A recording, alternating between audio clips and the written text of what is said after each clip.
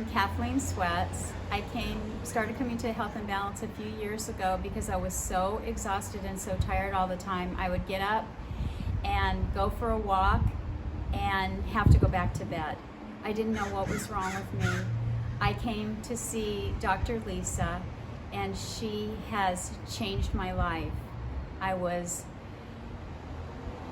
like I said, in bed all the time, and now I'm up and around all the time. I couldn't even walk up the hill here, and now I can, and I can go a full day, and I'm doing really, really, really well.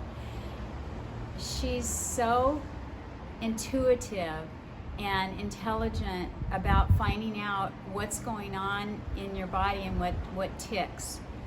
I had even some emotional things in my lungs that had been bothering me for years, and she did NET on me, and that was really, that changed everything around. It's been a fun journey and exciting, and I would tell anybody to come here if you have issues that are nagging you, that you just can't figure out what's going on. Dr. Lisa will figure it out. With prayer, of course, because I always pray before I come.